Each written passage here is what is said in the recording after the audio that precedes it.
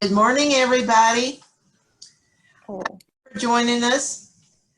It's good to see everybody.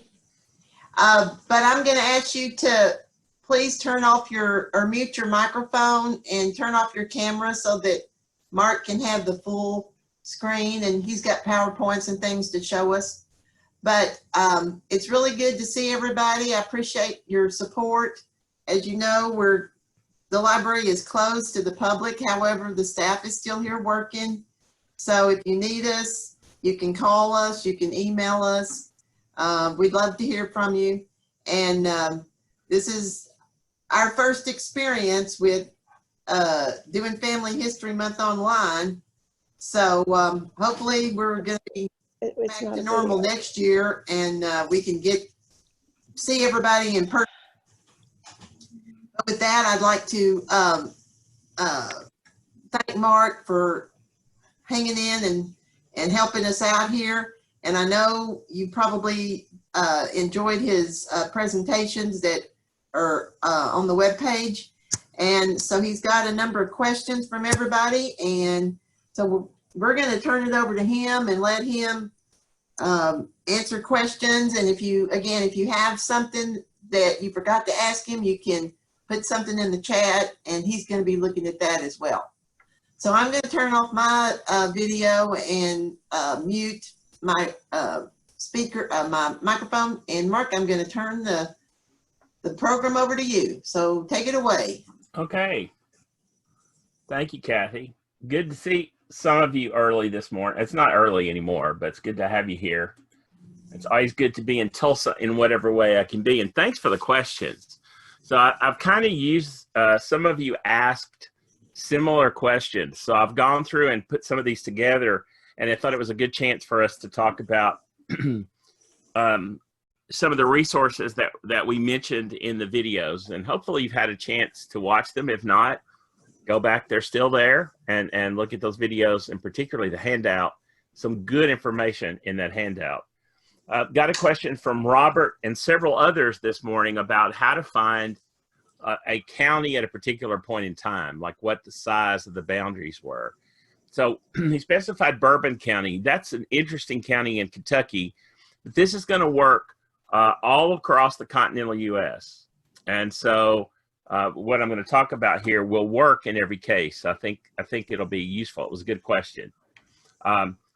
The site to go to, which you're familiar with, and we've talked about it a lot, but here, the URLs are actually going to be posted at the top of the page for anything I'm talking about.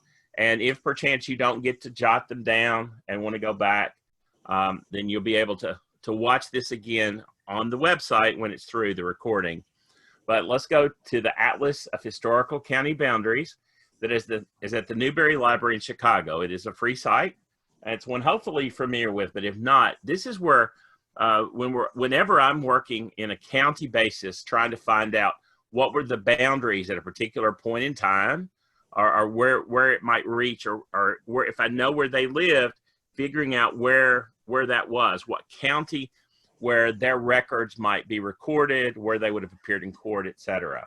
So once you go to the website, you choose a state, and that's going to apply to any of those. And by the way, it also does include beyond the continental to Alaska and Hawaii. So the smaller states that are in the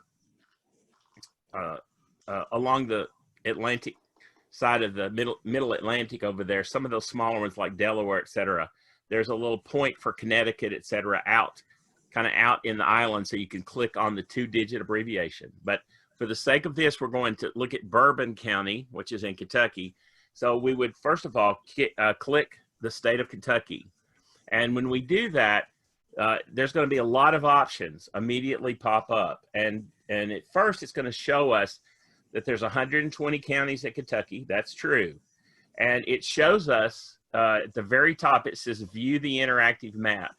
And for the most part, that's where I'm going to go often to look at information, because I can change the dates of the screen in regard to what county boundaries are showing at that point.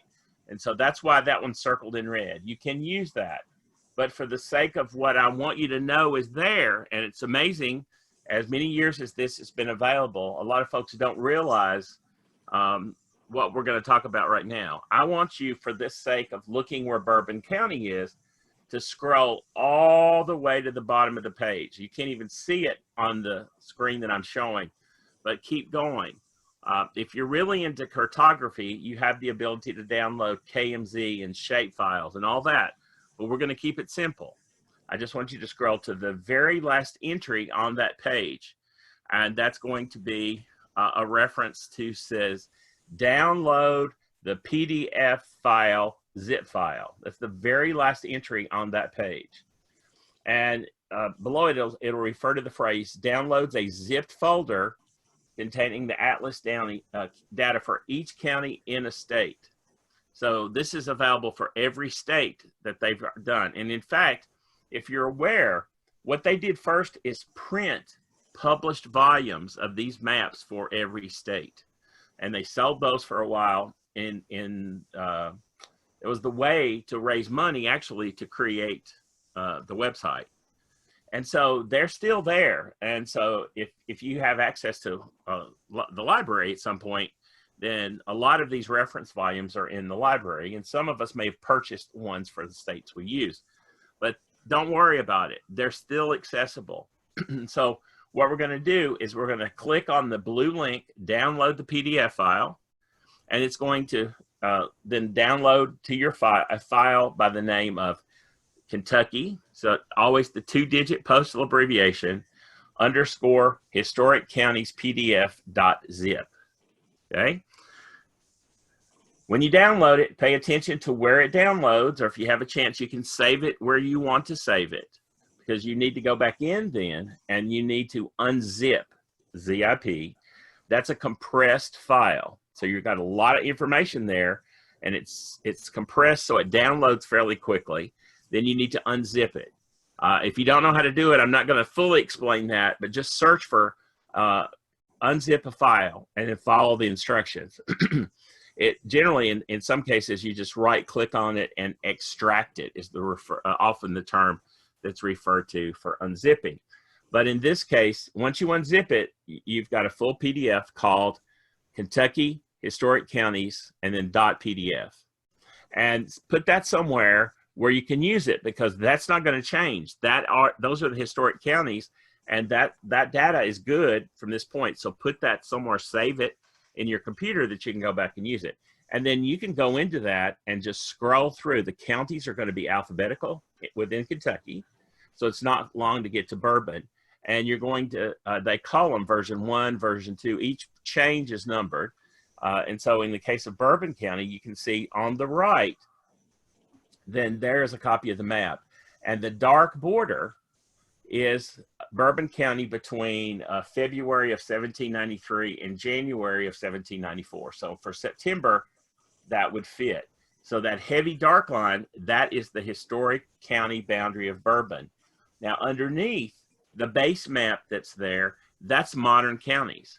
So if you want to use it in reference to that, I would suggest that you take a modern county map, a copy of it, and can kind of sketch and see where it is. For example, if you had somebody that was living in what is today Pendleton County, and you were trying to figure out were they in Bourbon County, by looking at that, just that little section of Pendleton County at the north of Bourbon, that little loop, that would have been in the jurisdiction of Bourbon. If they had been to the west of that over toward Grant County, then they would have been in one of the other counties. And so you could, if it's a later period for Bourbon, then you can scroll and look at the date range at the top. They're all included.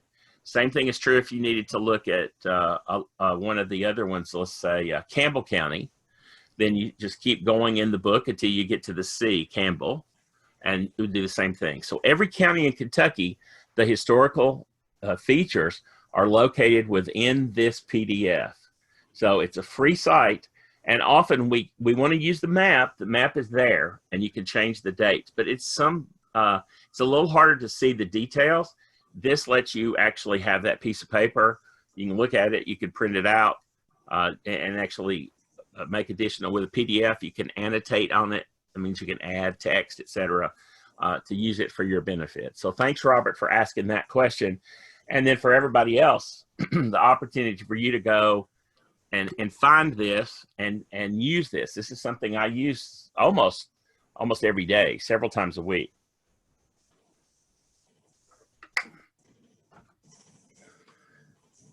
All right. Now, thank you, Brenda, for Brenda's question. She said, do you know of any resources that speak about the Bumpus Trail? And she went ahead to talk about a little bit about the Bumpus family and the connection, because she was wanting to look specifically based on stories she had heard to find out more about it. So I thought, Brenda, even though I shared a resource with Brenda directly, I wanted to show you how I sometimes would do this. When you ask a question like that, or I'm looking, how do I know of resources? And still one of my favorite places is just a Google search engine, or any of the search engines that you like, that you want to use. Feel free to use any one, but I find that this works really, really well, at least in our part of Genealogy Access. And all I did is I typed Bumpus Trail in quotes, and then I looked for the one in Tennessee, because there are Bumpus Trails in other parts of the country. So the fact that it was in Tennessee, I got roughly 310 results. We won't look at all those, but also her reference that was down in the Lawrence County area helped me, that when I saw, oh, okay, here it is in the Giles County history, and he talks about where the trail existed. Campbellsville, which is also in Giles County, talked about Gabriel Bumpus, and goes on. So then you could look for those, choose the ones that fit the categories that you want. While we're there, though, I also want to tell you what else I would tend to do. Still within Google, I'm going to click over there where it says more. If you go all maps, images, news, shopping, more. I'm going to click on more, and underneath that, I'm going to click on books. And so I also want to find out, are there specific books that include the phrase Tennessee and Bumpus Trail? And if I'm looking for something more specific, I can also search for that.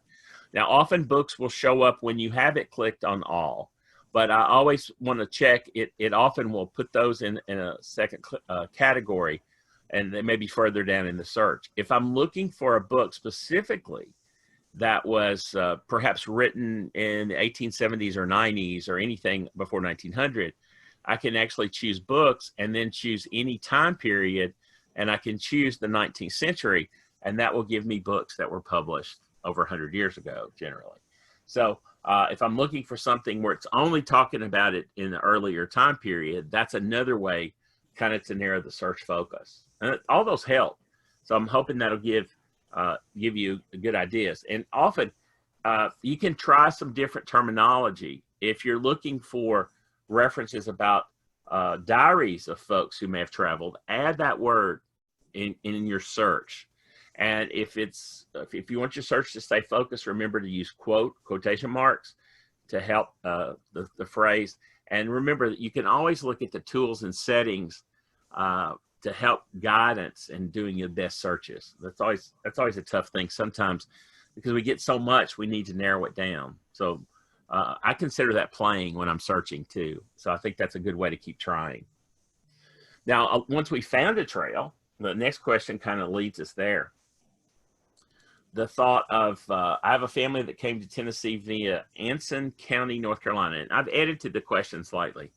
This lady, she and her children left Anson County in 1843, settled in the southeast corner of Henderson County, that's in West Tennessee. And for what route would they have taken in that time frame? In other words, how would they have gotten there? How long would it have taken? And I wanted to add right there, generally, we tend to not think about it. Also all depends on terrain, but wagons traveled about 8 to 14 miles per day. There would be circumstances that they might, but that's pretty good. They could probably at times, depending on the type of wagon, they're equipped to travel at a faster speed. But most wagons that were used to with a heavy load, the axles, et cetera, that they had weren't intended for real fast movement as well. So the movement of that would depend on the weather and depending on the quality of the wagon itself. the terrain, if we're going in mountains, over a lot of creeks and rivers and other factors.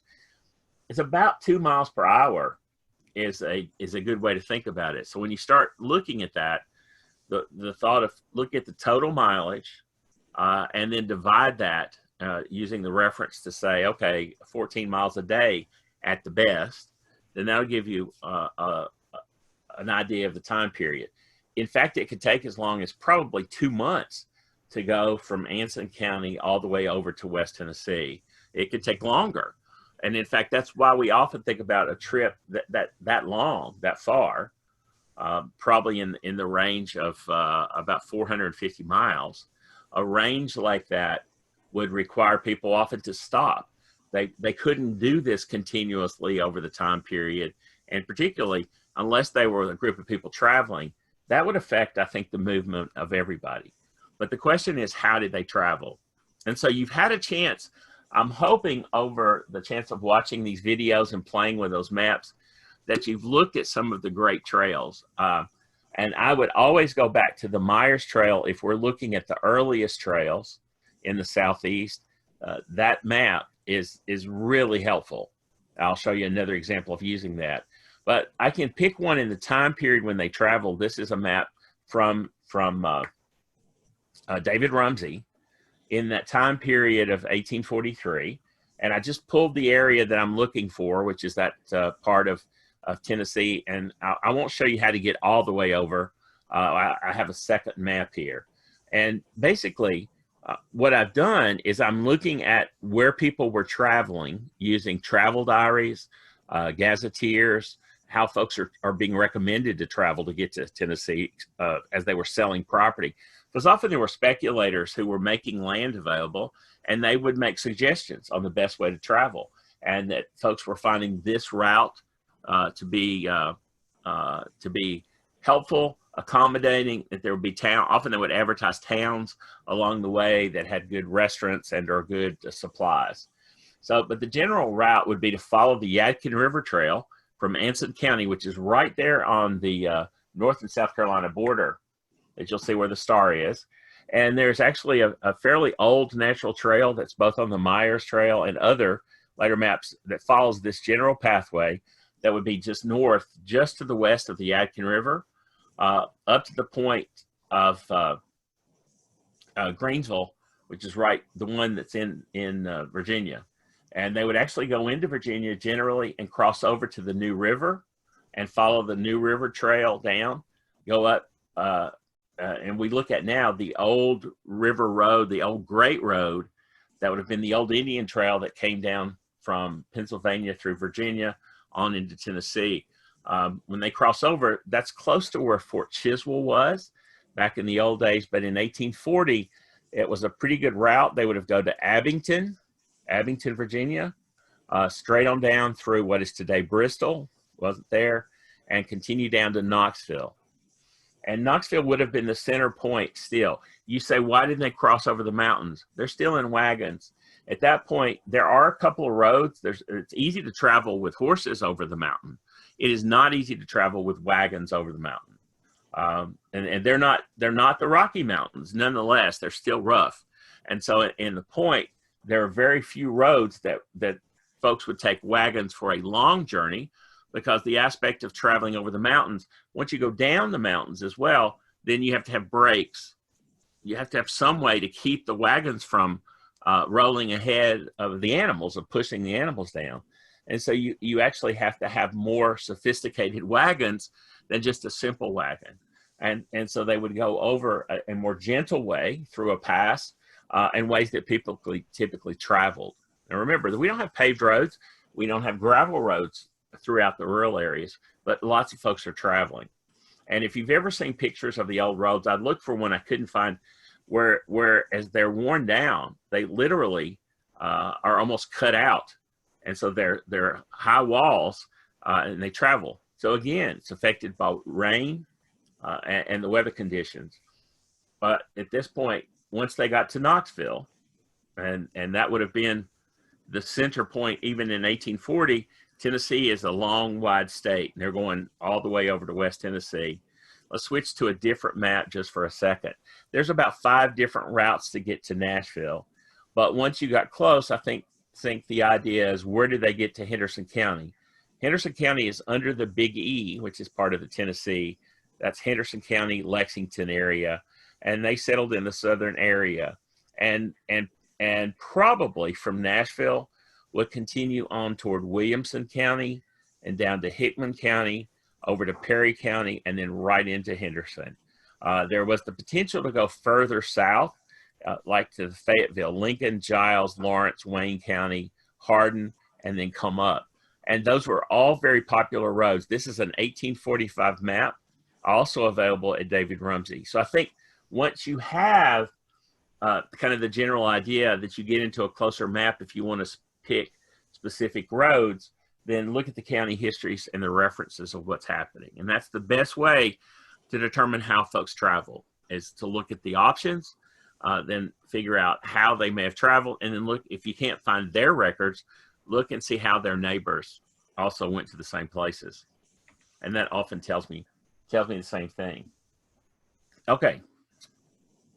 Let me look here. All right. Similar question, and I think I can show you this one.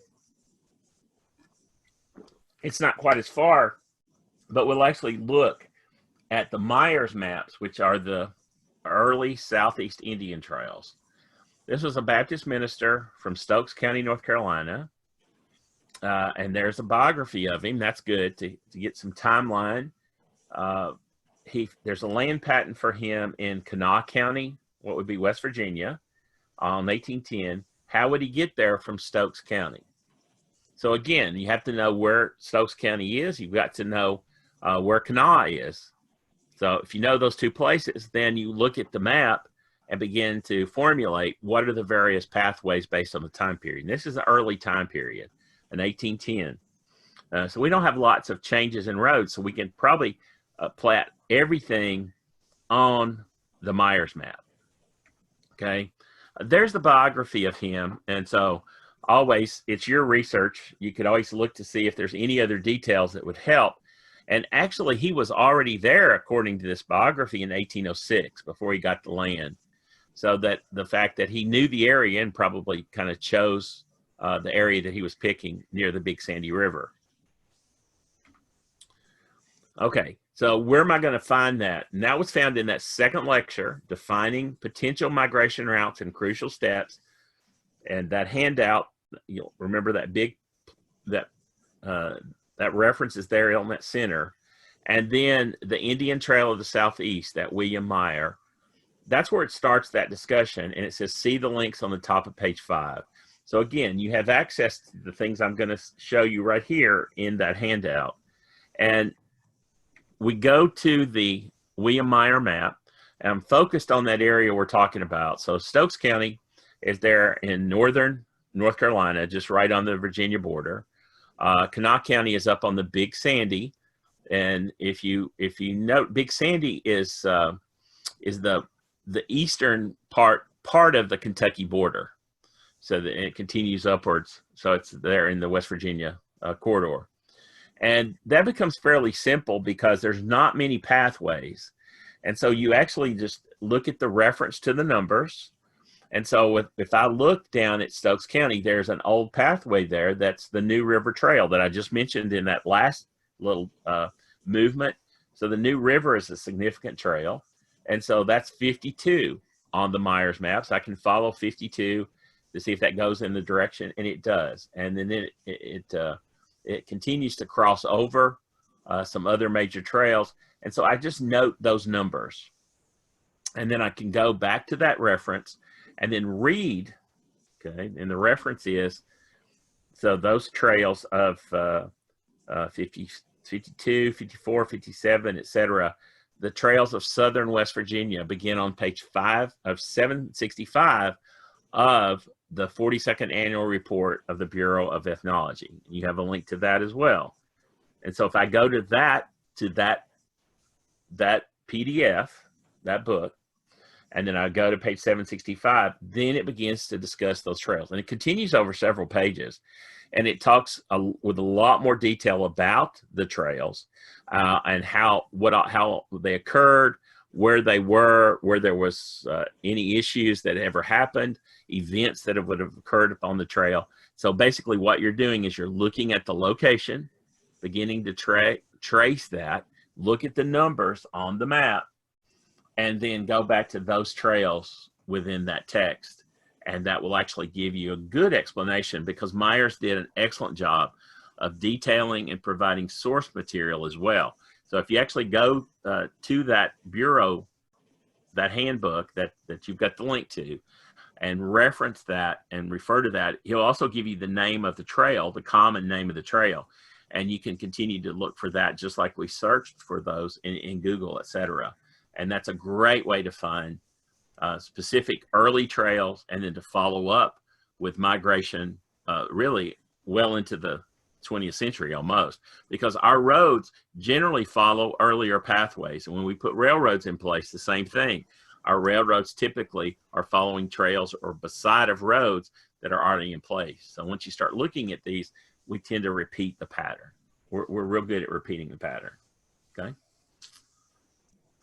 Okay, stick with the ones that came in. Carolyn and all my buddies, thank you, Carolyn. This is a good question.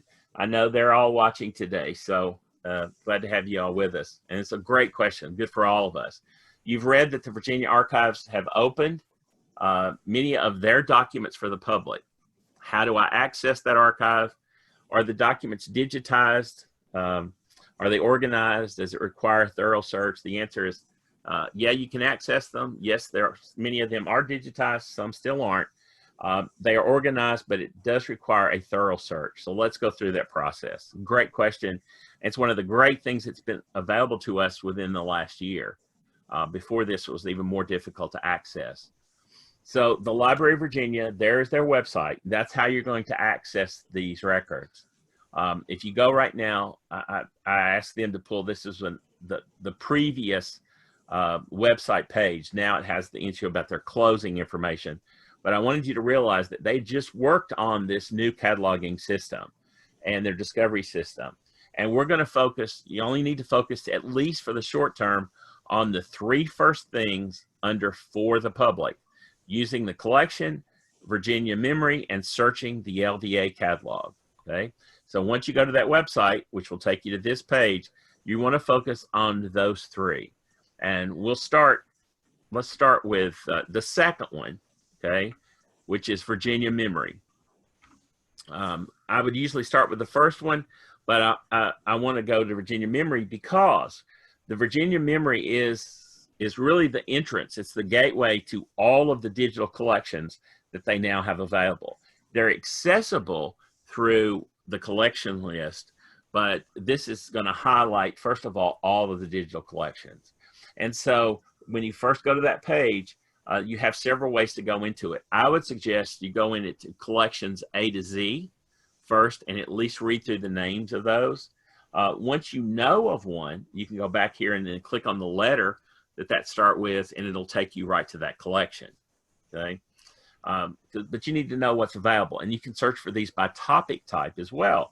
So first of all, what is it you want to look at? I'm going to show you the things that I think that are the most significant changes that you probably are talking about, okay? I did spend a little time talking about that. If you go through the other way, which is using our collection, then you can look at them in various ways. And remember, they have some great finding aids and guides available, so you can go through that way. They have external databases, but you want things that they hold. So they certainly have things that you're interested in, but let's talk about the stuff that's in-house, all the resources. And again, view an alphabetical listing. So you need to know what's there. And I'm going to tell you some, so jot these down, okay? If you look through the list, there's going to be historic Virginia government records, and you probably want to print that and at least capture a list of the ones that are fitting the time period. For example, governor's records, some of the things, executive papers of Governor Jefferson, legislative petitions. Those are the things probably that you're most interested in, and let's look at those a little more closely. legislative petitions, they worked hard on this, and they've had them available in a database for a while, and now they're available to actually go to the petition. Legislative petitions were things that were to the General Assembly. They could be a request, you know, just a petition for some service from the government. They could be related to divorce, where somebody was petitioning to the legislature for a divorce, which would have been the law in Virginia at the time. It can include slave manumissions. It could be road changes. It could be new towns, charters. There's so many things in there that legislative petitions are a great way for us to discover our Virginia ancestors. And it's a fairly simple search because they've indexed them accordingly. If you're not sure how to find it, or they do have some help on what they describe in general. And Library of Virginia is great in sharing information. So note those research notes, download them, read them. They also have tip sheets available to help you in your research. But basically, we can do a keyword that can include a name. And if we know a particular area, we can actually specify the locality, a county or reference. I would encourage you to try various types of searching. If you're looking for someone who served in a militia or in a road crew or some of those areas, they might be included in these legislative petitions. They could have served on a special a commission or a jury. And if you're looking for folks who could have served for, well, in the time period, say, for the American colonies, in that time period before the war, then this is an easy way often to find references to individuals who served in a honorable position within a county government or for the state, and you can actually find the petition. So if we type a name, I think I typed Henry Atkins, within that, Henry Atkins, and I was looking in Pittsylvania County, Virginia, but you can search across all localities, and then it'll come up with the petition, the name, the reference in the county. You click on that and you actually can see the digital petition and download it. One of the things I would suggest, though, copy the information once you find it from the first page, the petition of Henry, everything that you need to cite that, because then once you go to the image, you may not remember to jot down all that information. So copy that information, everything you need, so that when you print that or store it, you store the citation as to where it came from, because if you need to access it again, then it needs to include that basic information of where it was, which is legislative petitions. Okay, they're not transcribed. You'll have to still read the document, but it's a great way to find it. I think the other things that I think are very, very helpful, if you're looking for anything on Revolutionary War soldiers out of the state of Virginia, then in that series of records, then click those series. They've got the bounty warrants in a full digital format. They have some of the land office certificates, other public claims.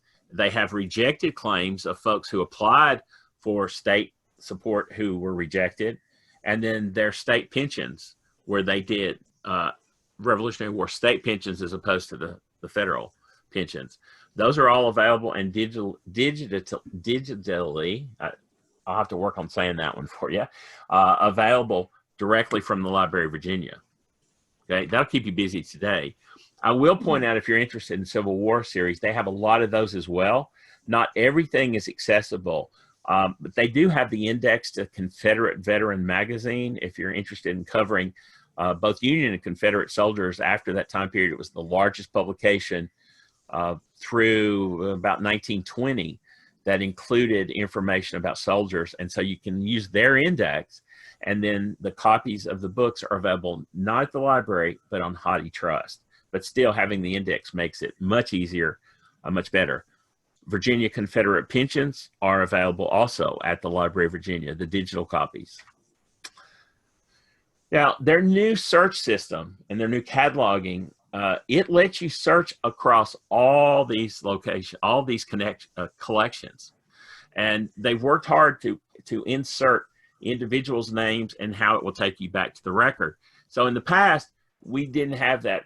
Even a little over a year ago, that wasn't an option. They've worked hard, and it's part of their collections discovery. They want you to get into the collection. So I'm going to suggest go right to that to where it says search anywhere on there, and you click and you type in a name, I suggest in quotes. Try it. If you have a county, put it outside the quotes. Try different search things, and you're going to get a lot of information. If it's a common name, you'll spend the rest of the day trying to figure out if it's related, if it's the person that you're looking for or not. Okay, so try to be wise in your choices, but it's going to search across those collections.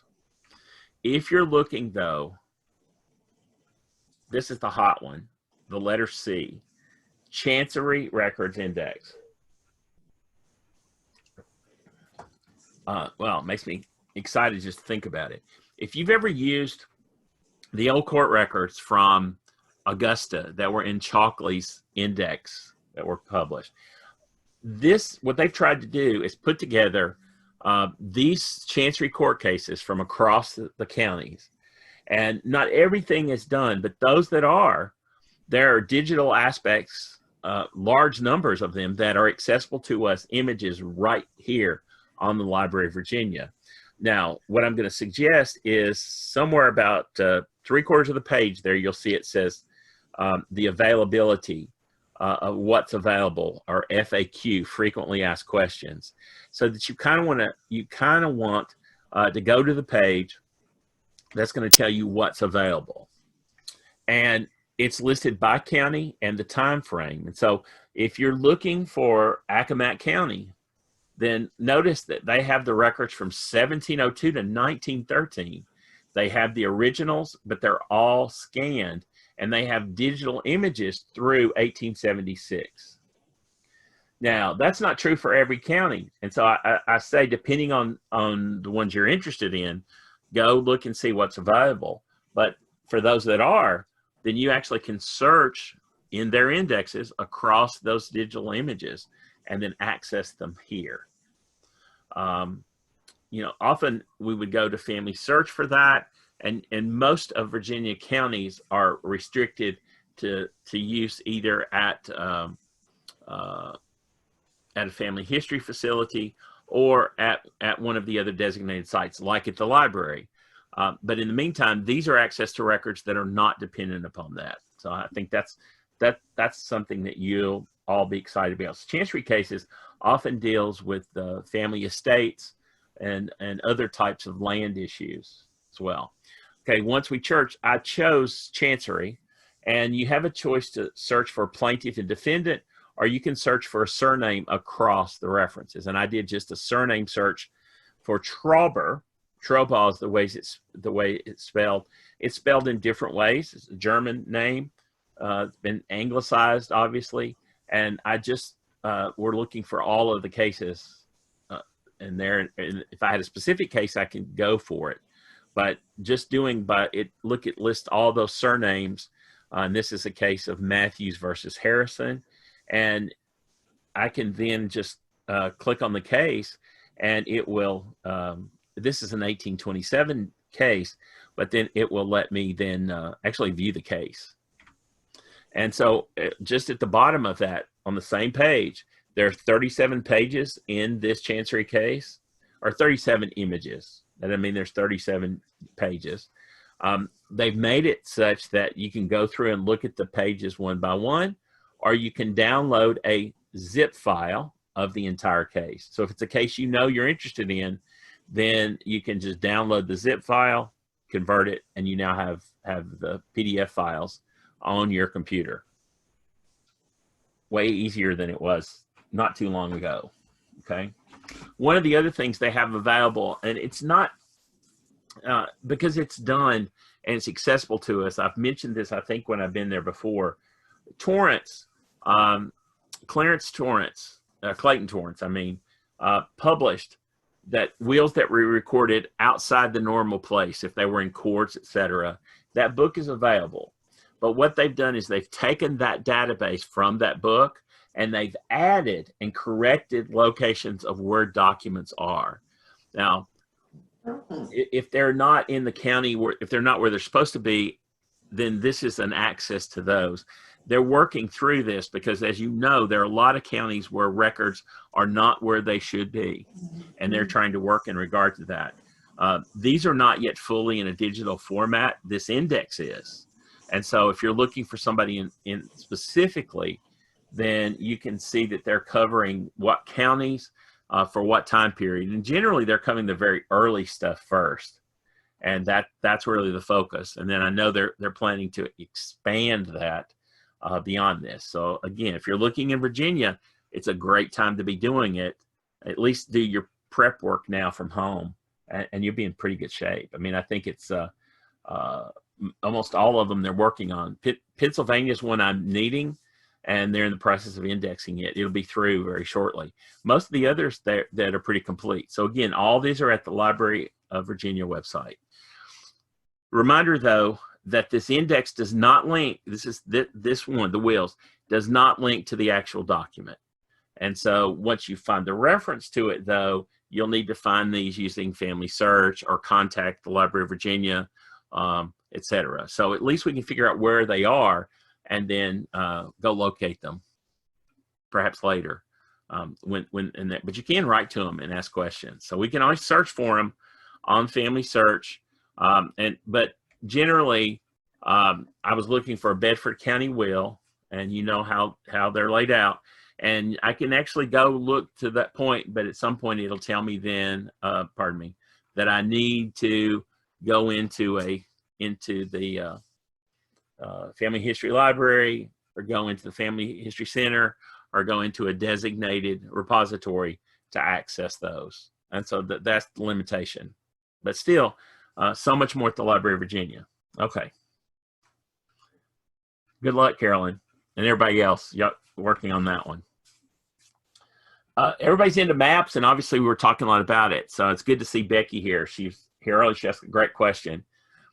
Did I have any suggestions for making maps, basically what I call base maps, state lines, rivers, towns, relevant to the story? She's working on a project. And is there software for that purpose? Well, there is software, Becky. I consider it a little more complicated.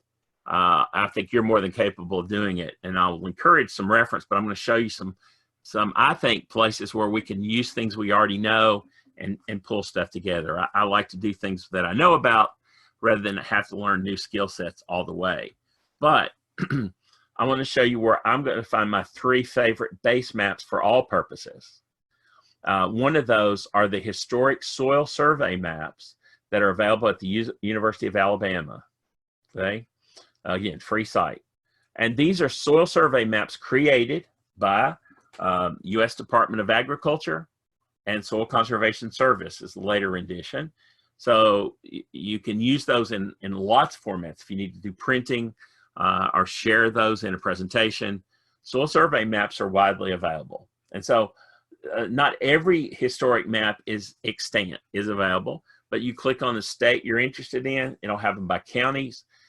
You click on the counties that are available. Again, not every place is extant, but you click on the county and then it'll show you, sometimes there are multiple maps for a county. You can choose an early one, and often this will show old schools, churches, references that you might not find in other maps. It's really good in that time period if you're doing mid 1800s, because even though things have changed by 1903, you don't have major changes with roads, etc. It's a good, these are still good for general research, and I always encourage those. This is soil survey maps at the University of Alabama. My other favorite, so here's Conway County, Arkansas. It's a 1907 map. I just wanted to show you kind of the context there. You know, there are some roads, and it does have a legend, so you could determine whether it was an improved road, and then the thought is, well, what is improved at the time? It's probably a gravel road as opposed to a dirt road, that sort of thing. It does have creeks and river courses. It has types of soil, a little more than you probably need, but it's a good place. You can actually clip out and use parts of these, even using a PDF format. Now, there's some better and newer options, and I think these are things that all of you will want to explore. That's why I included this. The next two, this is the USGS Historical Topographic Map Explorer. And there's another way to get into these, but I wanted you to see both of these. These again, this is Geographic Service, again, they're accessible and public, and we can use any parts of those in use. They're public domain, public access. The Living Atlas, and this is using ArcGIS. And so, Becky, I'm saying this to you. I know you're smart enough. You might want to go the whole way with this new ArcGIS, which is you can build your maps using existing maps, or you can draw new maps. And it's a basic software. You can probably get involved with the free class. There's a cost involved with it, but there are a lot of options, story maps, etc., which is kind of a free way to put things together. But in the meantime, go to the Living Atlas, and when you go there, it'll ask you to pick a place, and you just put in a town, big or small. And I chose Coweta, just because when we were doing this and answering that question, I thought I just picked Coweta. I started to pick Jinx, and I thought, oh, Coweta, or at least Coweta County. I used to go out Wagoner County, out that way. My sister lived just right at the edge of Tulsa and Wagoner County. So I used to always enjoy going to the town of Coweta. So I pulled it up. This is I think it's a 1960 map. But when you type in the location, you see on the left, it will come up with historic maps that cover that time period. And then you just click on those, and then it will pull up that full map. And you can full screen, zoom in, clip, save, etc. Okay, that's the Living Atlas. So the one that I use now even more often, and I'm going to share this one that's very similar, is called the USGS Topo View. I like this one because not only does it have the most current topographic map, it also shows you all the historic maps that cover that same region. So I wanted to give you two options, but I think this is probably one that's probably more useful. And I hope you can see here that's not blocking the area. You go into that and you type a location, and in fact, it will ask you if you want to use your current location. So as a computer, it knows where I am generally from my IP address, and I said, okay, use my current location. You can also do this with the phone. So if you go to a place and you say, this is where Grandpa's farm was, then you can actually put in the GPS location, and it'll find that place on a map. And so once you do that, and that's what the blue dot is, kind of in the center, I'm in Springfield, Tennessee, then it lets you choose, and it shows you there's 27 maps available where that dot is. And it shows you all the maps. The oldest map that's available is a 1903 map, and the modern one would be the most current topo map, which I think is 2019. And then I click on Show Map, and it changes the view to that map. And I think I picked the 1903 view that my house didn't exist then. And so you see there not much of anything there. There's a couple of houses around. And so you also, with the topo view, can move between historic and modern. So I could have the modern map underneath and drag the bar back and forth, zoom in. This is one you want to play with a little bit, but you have the ability then to copy baseline information. And I could go, I love this. So I would encourage everybody, this is one to play with, and it's good for all over any state. You know, even internationally, most countries have geographic systems where you can actually look at maps. So if you're even doing international work. As far as baseline maps, if anybody's interested in baseline maps, that's a lot of like the big blank maps with just river streams.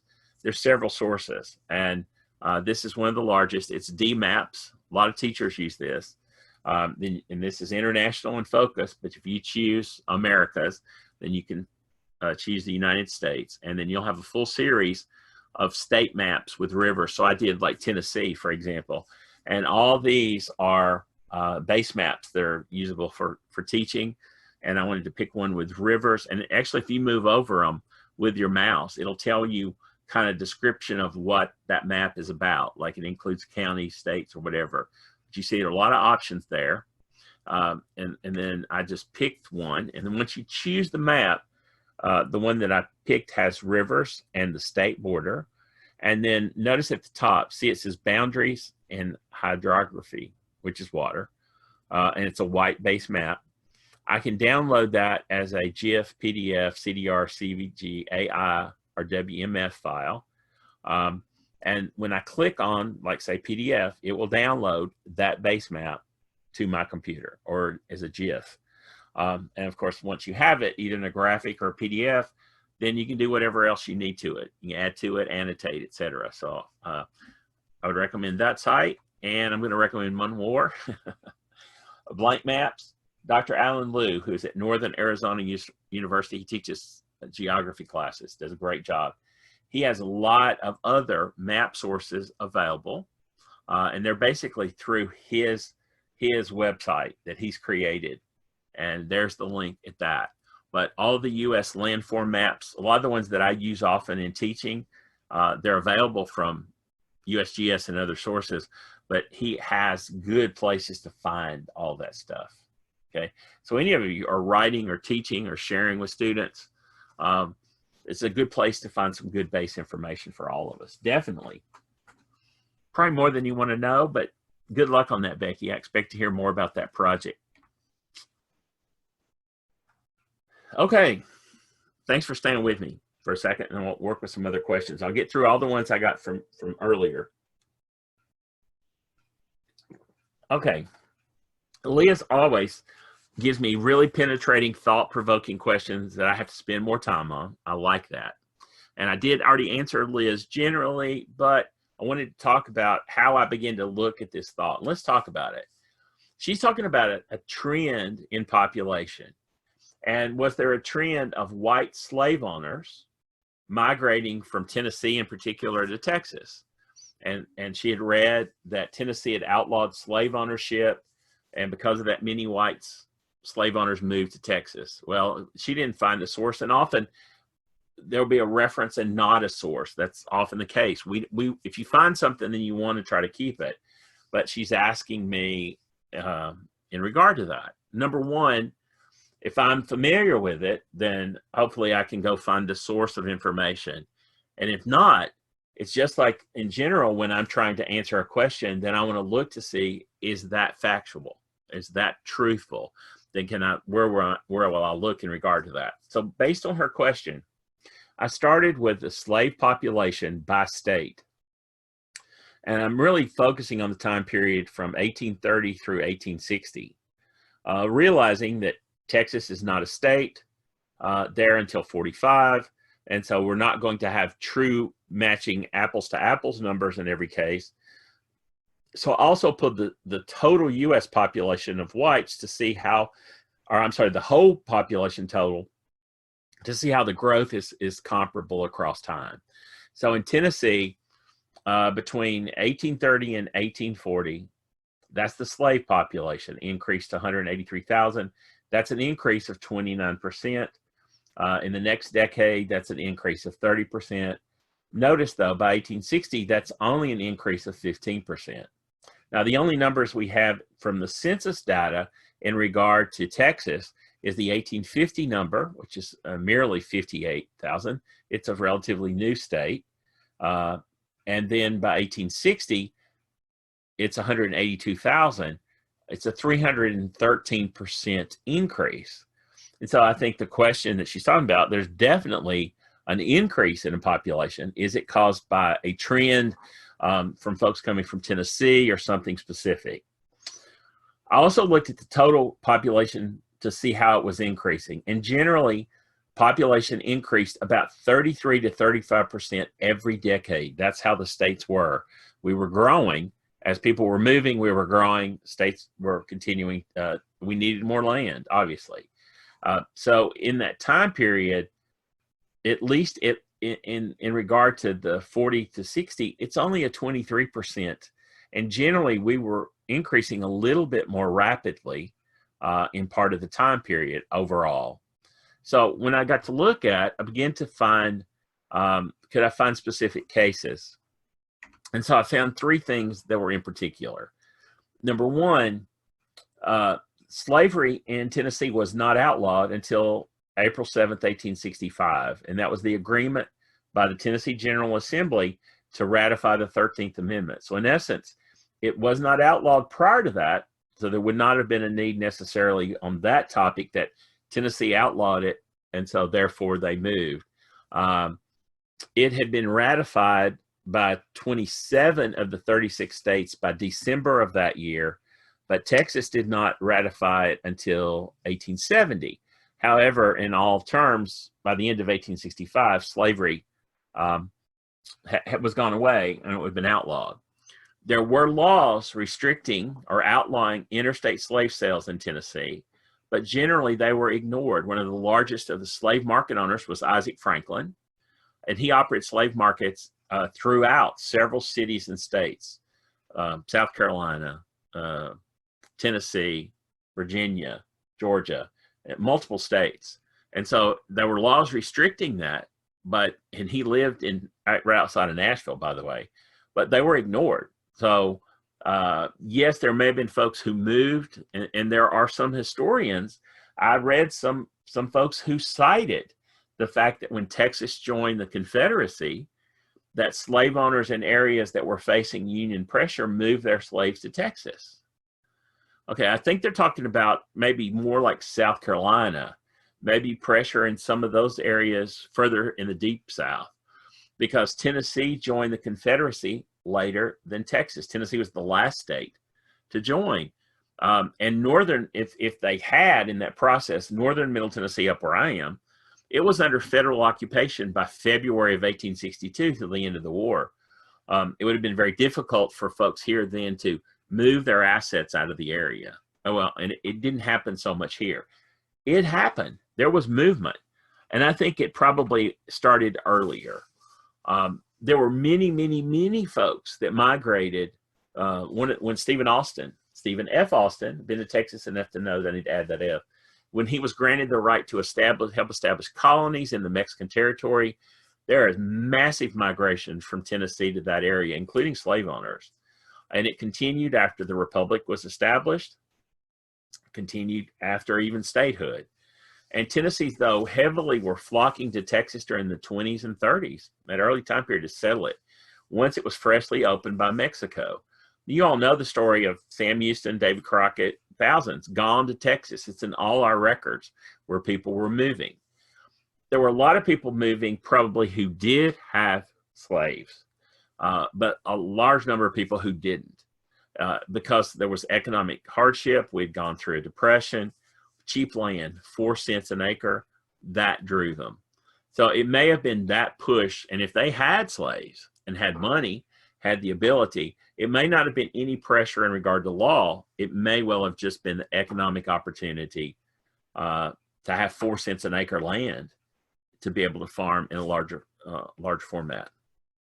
Can't fully answer that question yet, but I hope that will give us all some clues and some directions, maybe of where to go to begin to find some information. Okay.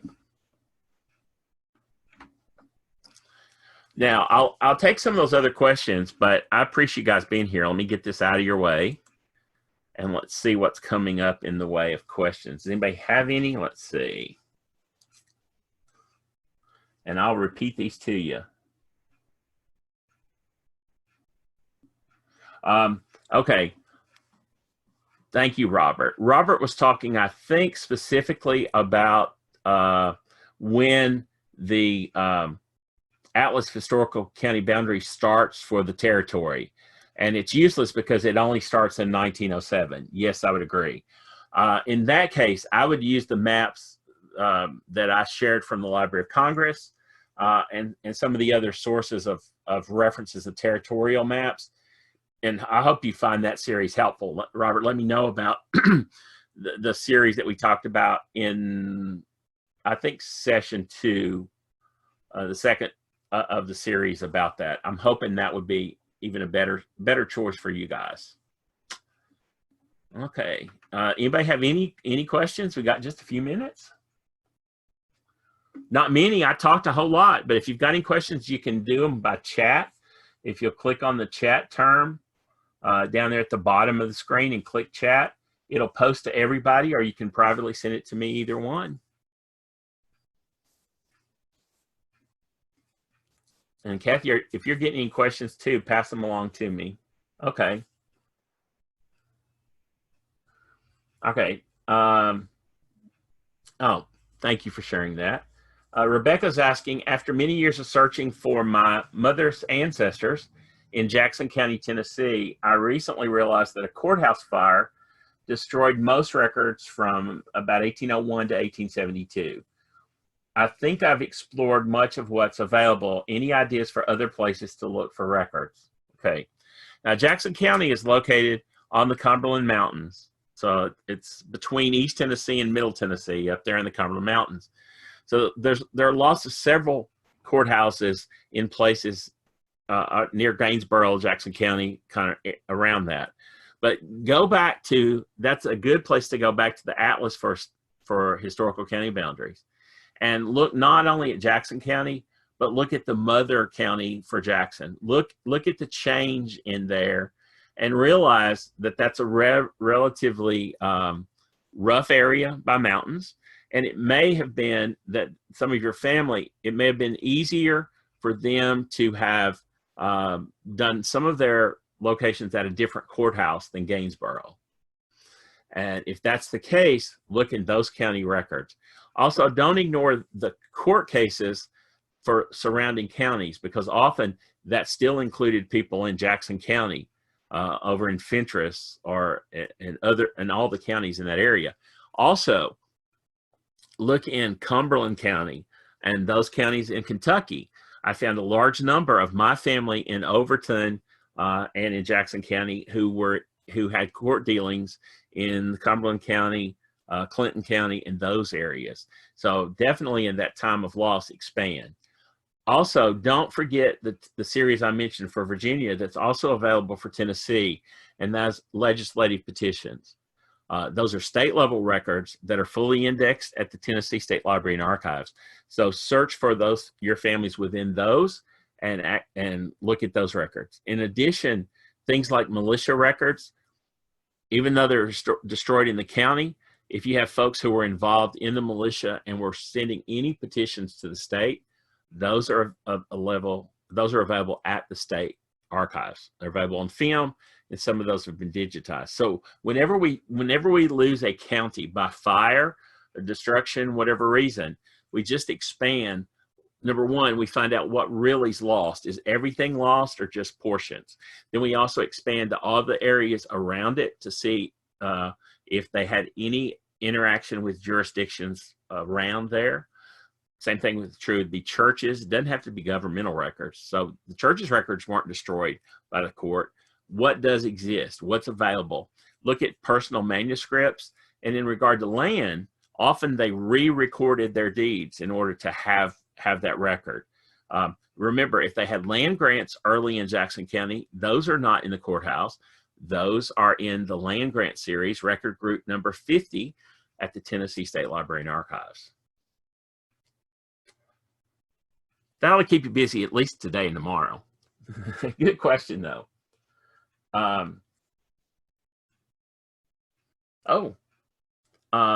Thank you, Beth. I'll be in touch with you shortly. Nothing much going on here. It's always good to hear from Beth and that everybody's there. I'd like to see everybody there. I'd like to just all be able to say hey and have the chit chat. I'm staying busy. I'm staying safe. My family's all staying safe. We're pretty much too trying to do what's good and stay in and keep safe.